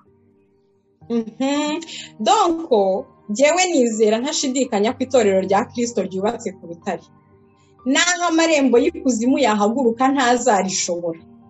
ariko Kristo yadutumyeho, yasize atuburiye aratubwira ngo uwo mwuka naza ngo azagerageza kureba niba yayobya n'intore niba bishoboka. ni ukuvuga ngo agenda agerageza kugira ingingo yomora ku mubiri wa Kristo azijyana muri Babuloni, uwo mwuka ukorera mu batumvira. ariko itorero rya Kristo ryo, itorero nyaryo rya Kristo rimwe rihishe, rya rindi ritari Pentekote, ritari Poroso, ritari Gatolika, rya rindi ritari aya yose dupfa, itorero rya Kristo nyirizina ryubatse ku rutare. kandi igitangaje, Yesu yaranavuze ngo intama zanjye zo ndazizi, nazo ziranzi, ndetse n'iyo mvuze zumva ijwi ryanjye zikitaba, ngo nta nubwo zijya zimenya amajwi y'abandi bungeri. ubu ngubu tujya tuvuga ibintu bya Babuloni, natangajwe n'abantu ibyo mbona banyandikira, akaba ati uzi ko maze iminsi kuva nakwinjira mu bintu by'agakiza, hari ibintu mbona bitagenda mu idini, ariko numvaga nananiwe gushyiraho izina, numvaga nananiwe uko nabyita, ariko ubu urabivuga nkabona birasa neza na bya bindi nanjye nabonaga bimbangamiye nk'umwigishwa wa Kristo. urabivuga nkabona birasa na bya bindi nabonaga bidahura n'inyigisho nzima za Kristo. rero ni ukuvuga ngo intama za Kristo zo arazizi, nazo ziramuzi, ariko icyo kiruri iyo kije kigerageza kuyobya n'intore niba bishoboka. hanyuma rero Babuloni ije ikintu yakoze, yahinduye ubukristo, aho kugira ngo ubukristo bube guhinduka kuvuyemo imbere, bihinduka idini runaka ubarizwamo. waba ubarizwa mu idini runaka utarihannye ibyaha, utariyanze ubwawe, utarikoreye umusaraba ngo nurangiza ukurikire Kristo, waba ubarizwa mu idini runaka ukumva biraguhesha kugira access ku masezerano yose yanditse mu gitabo cy'Imana, ukumva ibyo birahagije kugira ngo kuba warahawe amasakramentu yose, nushaka ube wiba, nushaka ubukora, ubayeho ubuzima butandukanye na Kristo 100%, icy'ingenzi uri mu idini, wishyura imisoro yose y'idini, gahunda z'idini ntujya uzicikwa, byose ubigendamo ku murongo, ukumva uri kugendana na Kristo, ndetse watangira gusenga uti Imana waravuze ngo tuzaba imitwe ntituzaba imirizo, ukibagirwa ko abo yabwiye iryo jambo yarababwiye ngo nimwumvira jyewe, ariko apana idini, yababwiraga kumwumvira we Uwiteka, apana idini runaka, kuko abo nabo nta dini bagiraga mu isezerano rya kera. mu butayu nta dini ryarimo, bwari ubwoko bw'Imana bufite amasezerano yari ashingiye ku mategeko, ndetse navuga ngo n'igihango Aburahamu sekuruza yari yaragiranye n'Uwiteka. Ikimenyetso bari barahawe cyari ikimenyetso cyo gukebwa. ibyo bintu byose utanyuze muri icyo kimenyetso bahawe ngo nurangiza ugendere mu mategeko yose bahawe, hari ayo bahawe mu butayu, hari ayo bahawe nyuma yabwo, amategeko yose bayahabwaga bitewe n'aho bageze. hanyuma rero ngo warangiza ugaklayiminga imigisha ituruka ku Mana kuko utuye mu idini. ariko nta migisha y'idini Imana yigeze ishyiraho, yashyizeho imigisha y'abantu bazagendana nayo nk'uko Kristo yabipanze. arakantu waruvuze ushaka ko wongera ukatubwira neza, uti bakurikiza imisoro y'idini. nk'imisoro ushatse kuvuga ubwo ni iyihe? rero iyi misoro y'igihe itandukanye kandi igira amazina atandukanye mu madini, biterwa n'idini urimo.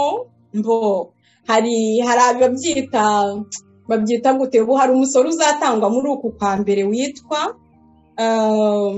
no muri Bibiliya urimo dayeri, witwa mu cyongereza bawita the first fruits, umusaruro wa mbere cyangwa se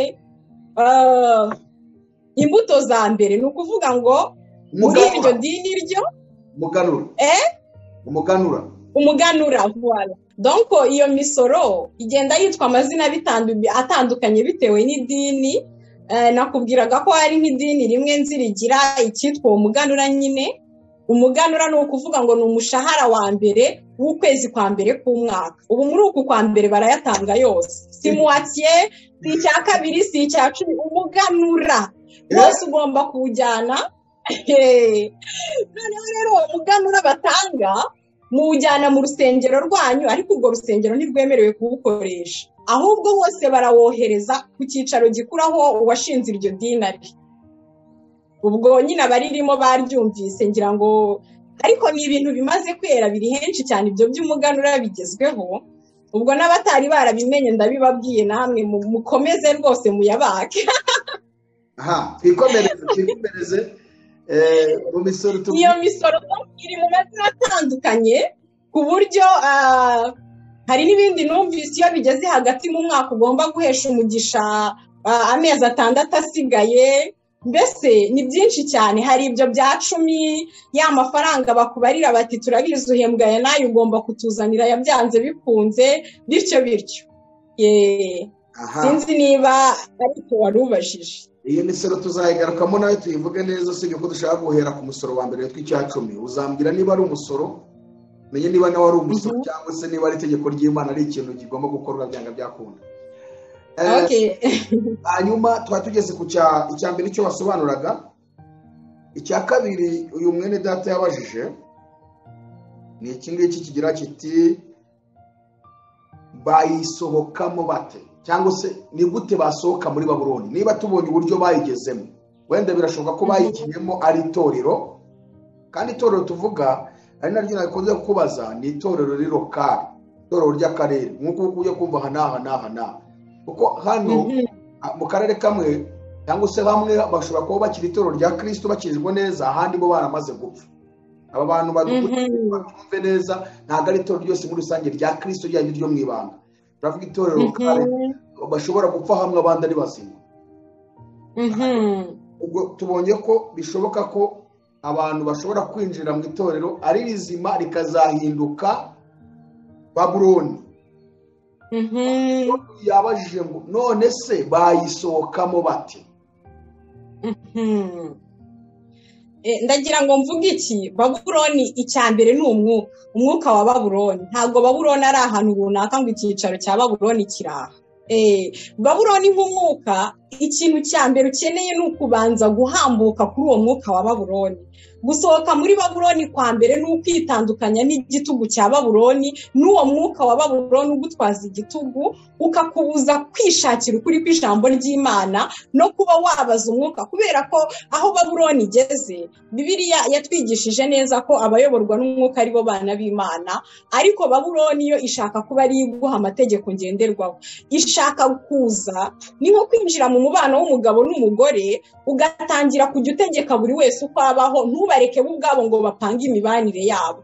Kandi ubundi Kristo ni umukwe, twebwe tukaba umugeni. Nta wundi muntu wakagombye guhagarara hagati yacu na Kristo. Twakagombye kujya duhurira hamwe tuje kugaburirana impano z'Imana ziri muri twebwe, ariko kandi buri muntu wese muri twebwe akagirana intimite na Kristo, akagirana intimite n'umukwe ku giti cye.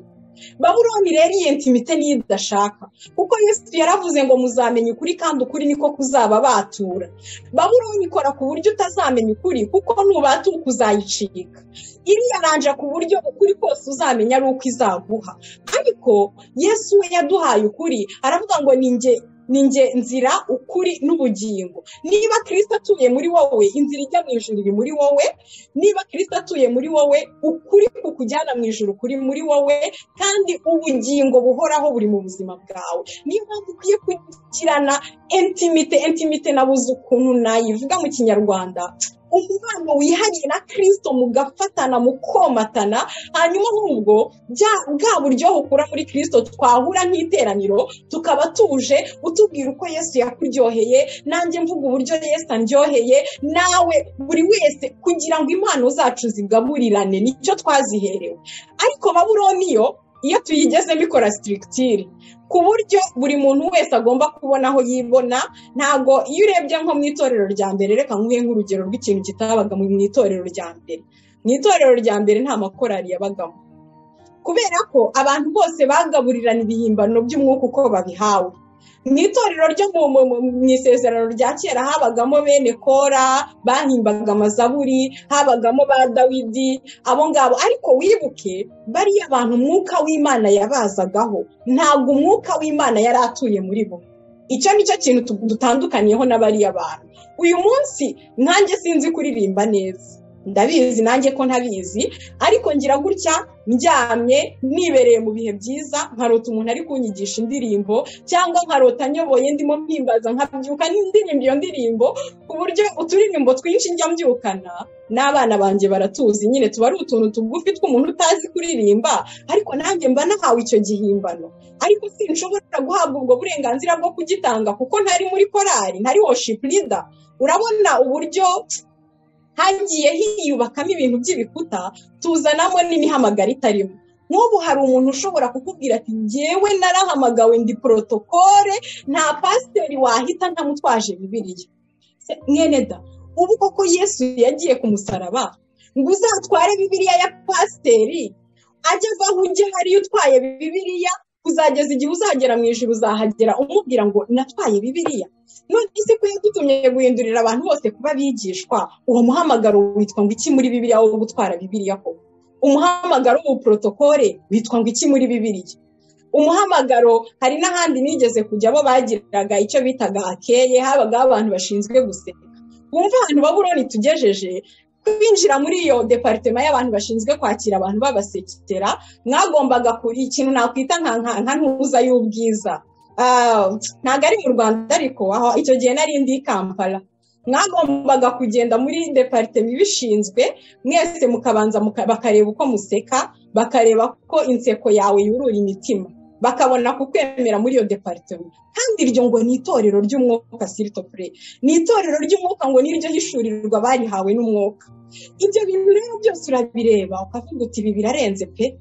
Ubu narahamagawe kugira ngo amateraniro ajye abandi hanze ndimo nsekera abantu gusa, birangiriraho. Hanyuma rero kuvuga ngo Babuloni wayisohokamo gute, ni ukubanza kumva ko Babuloni d'abord it's a spirit, ni spirit ya Babuloni, ni umwuka wa Babuloni. Ugomba kubanza ugasaba Kristo agasenya muri wowe, agasenya muri wowe, ukongera ukagaruka ku rufatiro rw'ijambo ry'Imana. Twongere dushake umubano wihariye na Kristo, ku buryo nta wundi muhuza uba hagati yacu na Kristo. Kristo ubwe niwe muhuza hagati yacu n'Imana, ariko hagati yacu na Kristo nta wundi muhuza n'umwe urimo, niwe direct tugomba gufatanya nawe. Tuvuga ku cyo gusohoka muri Babuloni, nsomera Yeremiya 50, unsomera 80 ya mbere, uhere ku murongo wa mbere ugeze ku wa 8. Ni harehare ariko niho dusoreza.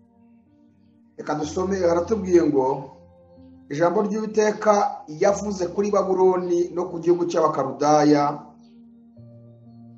arivugisha umuhanuzi Yeremiya. Nimurimenyeshe mu mahanga, muryamamaze kandi mushinge ibendera, muryamamaze mwe kurihisha muti i Babuloni hanyazwe, Beli yakorejwe isoni, Merodaki yakutse umutima, ibishushanyo bye byamajwe, ibigirwamana bye byamenaguritse. Kuko ikasikazi yaturutse ishyanga rimuteye, rizahindura igihugu cye amatongo, kandi ntawe uzakibamo. Si abantu, si amatungo, byose byahunze. Muri iyo minsi no muri icyo gihe, niko Uwiteka avuga, Abisirayeli bazaza bari kumwe n'Abayuda, bazagenda barira bashaka Uwiteka Imana yabo. Bazayoboza Siyoni baherekeje amaso bati nimuze mwiyuzuze n'Uwiteka, musezerane isezerano ry'iteka ntibagirana. Ubwoko bwanjye bwabaye intama zazimiye, zijimijwe n'abungeri bazo, bazirorogotaniriza mu misozi ziva ku musozi umwe zikajya ku wundi, zibagiwe ikiraro cyazo. Abazi bose baraziriye, abanzi bazo bakavuga bati nta rubanza ruturiho, kuko bacumuye ku Uwiteka ari we buturo bwo gukiranuka, kandi ari we byiringiro bya basekuruza. Umurongo wa 8 niwo twize wa nyuma. nimuhunge muve muri Babuloni, muve mu gihugu cy'abakarudaya, mumere nk'amasekurume y'ihene ajya imbere y'imikumbi. Amen. Amen. Ubonye abantu bazimije ubwoko bw'Imana, ngo nabungere. ubonye uburyo ngo ubwo bwoko bw'Imana ngo bwavaga ku musozi umwe biwushobeye zikajya ku wundi. Nk'uko umuntu uyu munsi ababarizwa mu idini rimwe bugacya akajya mu rindi. Impamvu ntatinya kugereranya iyi misozi n'amadini ni uko na wa mugore w'umusamariyakazi yari arimo aratira Yesu ngo imisozi ngo yubatswe na ba sekuruza. Yesu atabababa, uracyari muri aferi z'imisozi wowe? Igihe kiraje ndetse kirasohoye ubwo abasenga data by'ukuri bamusengera habiri, ahambere ni mu kuri, aha kabiri ni mu mwuka. Ibyo by'imisozi byarangiye kuko Babuloni yasenyutse. Hanyuma aravuga hano, kubera ko ntafite Bibiliya y'Ikinyarwanda bishobora kuza kungora kubisubiramo, ariko aravuga uburyo ubwoko bw'Imana ngo bwatatanijwe n'abungeri babwo, ngo bwari bumeze nk'intama zigenda zitatanywa ngo zarangiza zikava ku musozi, ubwo zihava byazishobeye ziti hano biranze reka tugeragereze hariya. Ariko Imana ikavuga iti ibyo by'imisozi nimurekeraho, mwebwe nimusohoke muri Babuloni. Hari mwene data uherutse kumvugisha ubushize, arambwira ngo iyo atega amatwi ngo aba yumva hari ikibyihishe inyuma, ngo mbese ngo barasohoka bajye he. Namubwira rero sasa njyewe ibyo si aferi zanjye nuko Imana yampamagaye irambwira iti vuza ihembe, uvuze induru, ubwira abantu uti nimusohoke muri Babuloni. Fata Ibyahishuwe 18 uvuze induru uti iraguye Babuloni. Ndangije mbaza Imana nese Babuloni ni iyihe? Dore Babuloni yandishuriye niyo ndi kubabwira. Ndamubwira rero niba utemeranywa nanjye ku cyo gihe nita Babuloni, icyo nzi cyo Babuloni iraguye. Wowe niba ufitanye umubano na Kristo, noneho mwegera umusobanuze Babuloni icyo ari cyo. Iyo akubwira wowe uyisohokemo, uyisohoka mu yo ndi kuvuga da, ngaho sohoka mu yo Kristo akwemeza ko ari Babuloni. Ariko icyo nzi cyo Babuloni yo iraguye pe. Aha rero uyu mwene data yarabajije ngo mbese ngo Babuloni bayisohokamo bate? Hari umurongo usomye hariya hejuru, reka nkurebe mu Gifaransa, ndumva ari umurongo wa 6, wawunsubiriramo mu Kinyarwanda. Umurongo wa 6 turavuze ngo ubwoko bwanjye bwabaye intama zazimiye, zimijwe n'abungeri bazo, zirorongotaniriza mu misozi, ziva ku musozi umwe zikajya ku wundi, zibagiwe ikiraro cyazo. Mu Gifaransa haravuze ngo mon peuple n'était qu'un troupeau de brebis perdus, leurs bergers les avaient égarés, ils les faisaient errer dans les montagnes, elles allaient de montagne en colline. Bagendaga bava mu misozi bajya mu dusozi, bagenda babungishwa n'abungeri. Ngo tout ce qui les trouvait, ngo abababonaga bose nta handi uvuze ngo les dévorer, baraziryaga, niko bavuze mu Kinyarwanda. Abazibonaga bose nta mpuhwe, nta nubwo bumvaga ko hari ikibakomanga ku mutima, bumvaga nta mutima ubacira urubanza, baraziryaga gusa kuko ni intama zibagiwe ikiraro cyazo. Niba ukeneye gusohoka muri Babuloni koko, ukeneye kongera kuyoboza Imana, ikiraro cyawe ni ikihe? Yesu yaravuze ngo ni njye rembo ry'intama. Haleluya. Niba Kristo ari we rembo ry'intama, ukaba warinjiriye muri iryo rembo, Kristo niwe buturo bwawe, niwe kiraro cyawe. Igituma ujya guterana na bene data ni ukugira ngo musangire impano Imana yabahaye, ariko ntabwo ari ukugira ngo bo ubwabo cyangwa iryo dini cyangwa aho hantu haguhindukira ikiraro. Ngo intama zanjye zibagiwe ikiraro cyazo. Ni akantu Imana ivuga ukumva uburyo kayibabaje, ngo intama zanjye zibagiwe ikiraro cyazo, zigenda zibongera. Impamvu uyu munsi umuntu umubwira gusohoka muri Babuloni akaba atabona aho yerekeza, ni uko ari umwe mu ntama zibagiwe ikiraro cyazo. Tukiri aho ngaho, hari igihe hano ashobora kuba ataranibagiwe ikiraro cye, ahubwo ari uko bamubyaye, ari uko bamukujije, atazi n'ikiraro icyo ari cyo naho kiri. Donc mu by'ukuri we yavukiye mu idini. Ibyo bintu birasa n'ibyo twigeze kuvuga ko twakiriye agakiza. Hari benshi tugendana bakiriye agakiza katagira umusaraba. ubundi iyo ugeze ku musaraba hari amagambo 3 y'ingenzi bakubwira. Yesu arakubwira ngo niba ushaka kunkurikira, icya mbere ni wiyange, ni wikorera umusaraba, nurangiza unkurikire. Wikorera umusaraba iminsi yose, ako nari ngasimbutse, nurangiza unkurikire. Icyo kintu cy'umusaraba rero ubutumwa buri mu idini ntibukizanamo. Usanga ahubwo tubwirizwa Kristo wa wundi w'ibyiza gusa, Kristo utatwikoreza imitwaro, Kristo nta misaraba yaje kuturuhura. Nibyo koko yaraje kugira ngo atwitangire tubone ubugingo buhoraho, kubera ko icyo yakoze nta wundi wari kukidukorera. Umuntu ukuruhura umutwaro w'ibyaha, umuntu ukuruhura urubanza rw'icyaha, ariko yarangiza akatubwira ngo yaratwitangiye, noneho natwe twitange ku bwa bene data, kuko azi ubutumwa dusigiye ingorane buzaduteza, azi ubutumwa dusigiye ko butazanezeza Babuloni, kandi azi neza ko dusize muri Babuloni. Uzi rya torero yandikiye araribwira ngo nzi neza yuko aho utuye ngo ari intebe y'ubwami bwa Satani iri. Ariko ntiyamushyiriramo ibintu byo kumworohereza ngo urabona ngo nubwo aho utuye ari intebe ya Satani iri, nujya kuvuga jya ushyiramo ubwenge bimwe ubice hejuru. Oya, ukomeze icyo ufite hatagira ugutwara ikamba ryawe, kuko icyo ufite cyo ntabwo kiri aho ngaho, ahubwo kiri muri wowe n'imbere. Rero abantu bakwiriye kugaruka ku rufatiro rw'ijambo ry'Imana, ukongera ukibaza ako kantu nari nanakavuze rega muri kiriya kibazo cya mbere. Muri kiriya kibazo cya mbere nari nsubijemo akantu kavuga ngo ubu Kristo aho kugira ngo bukomeze bube guhinduka kuko imbere no kwakira Kristo nk'umwami n'umukiza byabaye kubarizwa mu idini runaka. Iyo rero yo ni Babuloni pire, nta nayo ihuriye n'agakiza. Nta ihuriye n'agakiza, kuko agakiza kariko kose kagomba kunyura ku musaraba. Okay, reka tujye ku kindi kibazo cya gatatu. Kuko icyo ngicyo niba rero gisobanutse icya kabiri, ni ukuvuga ngo niba ashaka gusohoka muri Babuloni, amenye ko Babuloni daboro ni umwuka utwaza abantu igitugu, yigobotora uwo mwuka. Icya kabiri, yemere gusubira ku rufatiro rw'ijambo ry'Imana, arifata ryige, umwuka wera azarimwigisha. Icya gatatu, agirana umubano wihariye na Kristo, kuko abayoborwa n'umwuka nibo bana b'Imana. Nugirana umubano wihariye na Kristo, nta nubwo uzibaza uti se ndasohoka muri Babuloni ngehe. Yesu afite ahantu ashaka kugutereka ubwe.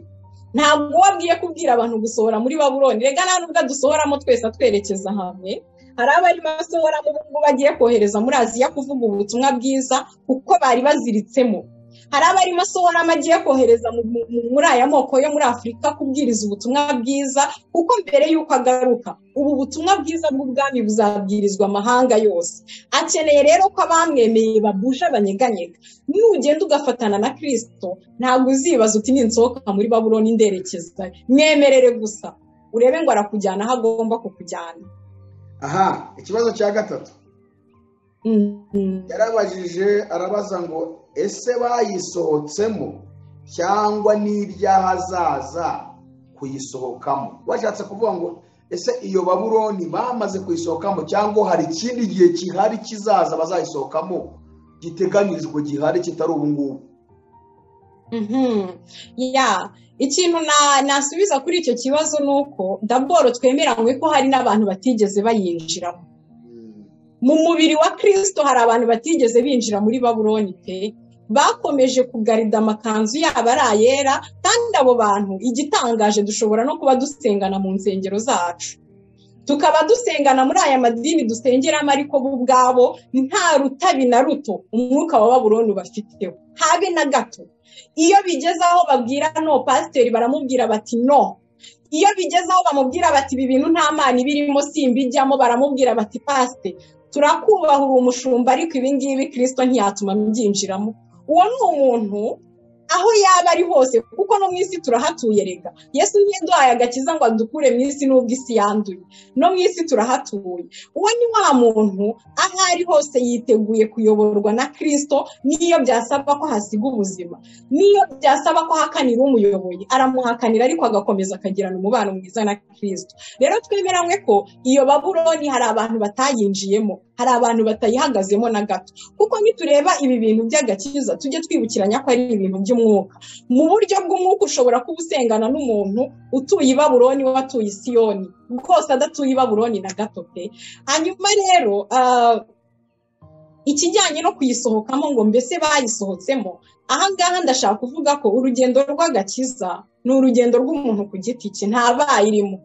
Ni njye, ese nayisohotsemo? Ese ubundi nigeze nyinjiramo? Aho kugira ngo umuntu yibaze ngo ese bayisohotsemo, wakwibaza niba wowe ubwawe warayisohotsemo, kuko wowe ni wowe ufitanye urubanza n'Imana. Ese wayisohotsemo? Ahubwo nicyo nakubaza, kuko kuva mu gihe cyabaye na mbere yaho iteka hahora 7,000 bitariyanduza, bitapfukamiye Bayali. Uwo ni umubare mu buryo bwa gihanuzi, ntibivuze 1, 2, 3 7,000. Oya, rero kugera n'uyu munsi dufite abantu batigeze bayijyamo, dufite abari kuyisohokamo, dufite n'abazayisohokamo, kugera igihe inkugi izafungirwa ku buryo gusohoka bizaba binaniranye. Ariko noneho muri iyi minsi ya nyuma Imana irimo irahagurutsa abavuzi b'amahembe mu buryo butandukanye. Navuze ngo izahagurutsa abasaruzi batazwi mu buryo butandukanye, barimo noneho bakiriya bwa butumwa tutigeze twumva.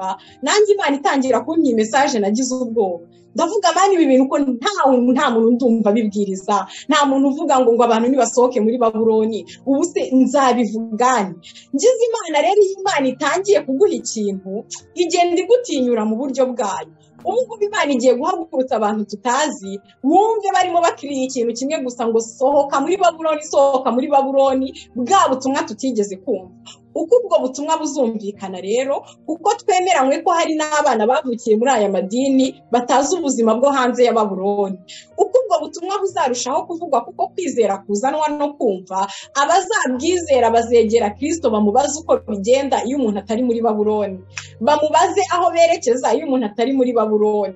Rero hari abayisohotsemo, hari abatarayinjiyemo, uyu munsi hari abari kuyisohokamo, n'ejo hari abazasohokamo, kugeza igihe urugi ruzakingirwa. Ntabwo Imana izafata abantu ngo ibasohore mu madini ari igihe irijugunye hanze ikintu inzugi z'amadini. Oya, izagenda ikurura intama zayo, kuko zirayizi nayo irazizi, kandi yivuze zumva ijwi ryayo zikitaba. Rero wumvise ari Kristo uvugana nawe, wamusobanuza icyo gukora, ukareba uburyo wakwiyarura bikiri none. Ntiwibaze niba hari igihe idini rizageraho rikava muri Babuloni. Ntacyo pe, ubu ngubu Imana irimo iraroba intama. Twibukiranye ko inzira ijya mu ijuru irafunganye, ntabwo ari inzira y'igihurura. Nahoze ndi kwibaza kuri iriya jambo riri muri Yesaya rivuga ngo hazabaho inzira nyabagendwa, ngo iyo nzira izitwa iyo kwera. Ukibaza se, inzira irafungana yarangiza ikanaba nyabagendwa? Ariko umwuka w'Imana nsobanurira ambwira ko impamvu ifunganye ikanaba nyabagendwa nuko nta bantu bayibyiganiramo barimo. Ushobora kugenda ukagenda kilometero nta mugenzi wawe murahura. Iyo usomye agatabo k'umugenzi ubona ukuntu inzira yari nyabagendwa yidagaduramo, yaza kugira Imana agahura n'amwizerwa, yagera imbere agahura na byiringiro, gutyo. Ariko Babuloni kuyisohokamo ni umuntu umwe ku giti cye, kuko Imana ihamagara buri muntu ku giti cye, nta muhamagaro wa group baho. Imana ibaha umugisha. Mu gusoza akantu wadufasha kubwira abantu. Icya mbere ni uko twifuza ko ikiganiro cyo ni ikiganiro navuga ngo gifite imbaraga kandi ntabwo kizarangira, kuko ubutumwa bugomba gukomeza abantu bakumva ukuri. Akaba niyo mpamvu nifuza ko twazinjira noneho muri bya bice, yaba igice cya 12 cy'ibyahishuwe, igice cya 18, yaba hano muri Yeremiya umaze gusoma, ndetse no muri Yesaya nawe bya Babuloni yarabihanuye, ku buryo abantu bumva Babuloni. Kuko ndibwira ko igice cya 17 kimugaragaza ari maraya wicaye hejuru y'inyamaswa, igice cya 18 kikadetaye no kikagaragaza iyo Babuloni n'abantu bayiringiye, bayirimo, abacuruza, bakibose, kugira ngo abantu babyumve. Cyangwa hari wenda tuba tuvuga ibintu twihimbiye, Bibiliya ibivuga. None karangiza Yesu avuga ati noneho rero ubwoko bwanjye nimuyisohokemo. Abantu bakubihano igiye guhabwa. Ndashaka ko tuzinjira ngaho hose, tukagenda twicara, tukajya dusoma, noneho tugasesengura abantu ibintu bakabyumva neza. Avuga ngo hano ni nko kubasogongeza. None mu gusoza ikintu gifasha ni iki wabwira abantu bakurikiye Iron TV kuri ubu butumwa bumva, bakaba bumva ari nko kubayobya, cyangwa bakumva wenda waravangiwe, cyangwa se hari izindi nyungu zihishe inyuma yawe, harazi ko nawe ushaka kubakurura ngo bajyane iwawe. icyo nababwira ni kimwe, ibi byanditswe byera tuvugwa byo byahumetswe n'Imana. Icyo twemeranywa twese ni uko ijambo ry'Imana riri kutubwira ngo iraguye Babuloni, bwoko bwanjye nimuyisohokemo. Niba utemera njyewe icyo ndi kuvuga ko ari Babuloni, ariko uremera ko Imana iri kugusaba muri aka kanya gusohoka muri Babuloni, nta rwose si itegeko kubyumva nkanjye, si itegeko kubona Babuloni uko njyewe nyibona, ariko byanze bikunze hari ikintu ugomba kubona nka Babuloni niba wemera ko ibyanditswe byera byahumetswe n'Imana. Icyo kintu rero ugomba kubona nka Babuloni nicyo kigiye kugwa. Itegereze neza niba utakirimo kugira ngo kitakugwa hejuru. Niba utazi icyo ari cyo rero, ukaba utanemeranywa n'icyo ndi kuvuga ko ari Babuloni, egera Kristo wagupfiriye umubwire uti mwami wanjye, Babuloni ni iyihe kugira ngo nyisohokemo? Babuloni iri hehe kugira ngo nyihunge ntasangira n'ab'ibyago byabo nk'uko ntasangiye n'ab'ibyaha byabo? Icyo kintu nugikora, Umwuka Wera niwe muyobozi twahawe, ntabwo ari jyewe ndaha nk'umuvuzi w'ihembe gusa, nturoburije yo kwizera ibyo ndi kuvuga. Niyo mpamvu ntangazwa n'abantu baza gutukana muri komantere.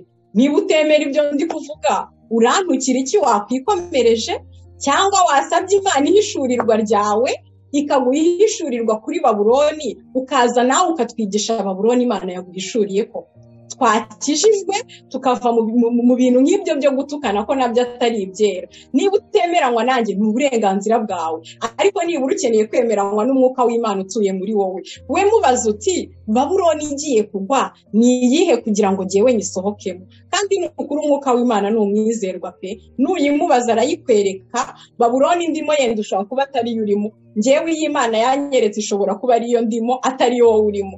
Rero nawe mubaza uti Babuloni igiye kungwa hejuru ni iyihe kugira ngo nyisohokemo, bikitwa none bigishoboka ko nyuma yaho ibihano byayo nibitangira gusohoka muri Babuloni bizaba bimeze nka kwa kundi yankuge ya Nowa yari ikinze, nta wasohokaga nta winjiraga.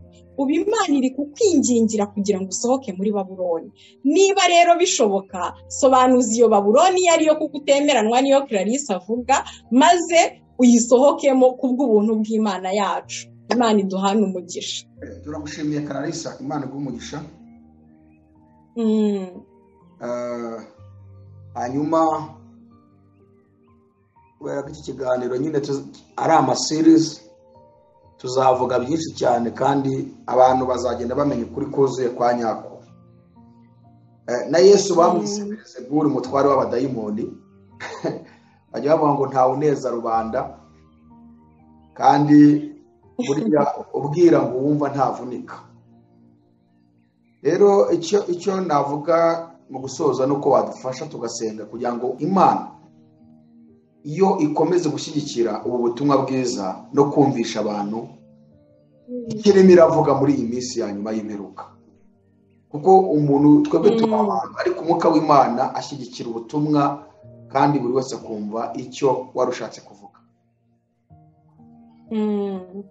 Imana igumugisha. Bashe gusenga. Mwami wanjye kandi Imana yanjye, ndagushimiye kubwira ijambo udusangije.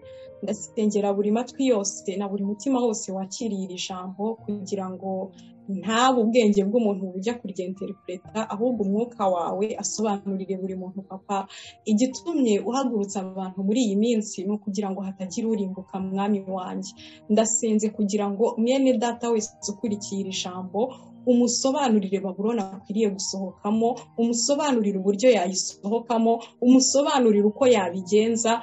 Mwami wanjye, kugira ngo ku munsi wa nyuma tutazabona abo twasangiye ijambo Mwami Imana barimbukanye na Babuloni. Papa, dufashe kugira ngo abantu basohoke muri Babuloni, maze natwe tuzanezezwe nuko Mwami ubwo waduhagurutsaga Mwami Imana tukaguha uyu mwanya kugira ngo ubashe gukorera muri wo. Uwiteka, hari abumvise bakiyarura. Mwami, birashoboka ko hari utakwemera uburyo twe dusobanura Babuloni, ariko ndasenze kugira ngo nawe umuhe umutima uca bugufi, maze akwegere kugira ngo wowe umusobanurire icyo akwiye kwita Babuloni. Papa, by'ukuri abo wahamagaye bose urabakunda, kandi abasangira ibyo ku meza yawe Mwami bakwiye n'ukuri no kuzabisangira mu bwami bwawe. Nubwo inzira ifunganye, ariko igituma abantu Mwami baza kumvira ijambo nuko bafite inyota n'inzara yo kumva ibigaburira ubugingo bwabo. Data, nyemerera rero abari mu nzara z'ibirura ubakuremo mwami wanjye, maze gitare cyanjye ubafashe kugira ngo basohoke muri Babuloni, uha abantu komatana na Kristo, udushoboze mwami kugira ngo nk'uko Pawulo yasengeye itorero aravuga ngo icyo mbasabira ni ukugira ngo Imana ibahe umwuka w'ubwenge no guhishurirwa bitume muyimenya. Iri ni ryo sengesho nsengeye mwene data nanjye nisengera, unyumva wese mwami nyemerera umuhe umwuka w'ubwenge no guhishurirwa bituma kumenya, amenye ibihe dusohoyemo, amenye uburyo yakwiyarura akava muri Babuloni, amenye mwami n'uburyo yagendana nawe akazasohora Isiyoni amahoro. Ni mu izina ry'Umwami Yesu dusenze twizeye, amen. Turamushimiye Clarissa, Imana ugumuce cyane kubw'ikiganiro cyiza tugijeho cyuzuye ubutumwa bwiza mu bwami bw'Imana. Amen. Hanyuma reka dushimire nawe warukurikiye iki kiganiro, tugusaba gukora subscribe, sharinga inshuti zawe, abavandimwe, kugira ngo ubutumwa bwiza bukomeze kwamamara hirya no hino. Hanyuma twakubwira ngo ikiganiro nakagaruka, ubundi ugira ibihe byiza, kandi tukwifurije kuzagira umwaka mushya muhire wa 2022. Shalom, shalom, shalom. Hari igihe kizagera Umwami Yesu agarutse kutujyana iyo mu ijuru, ati nimuze bana banjye.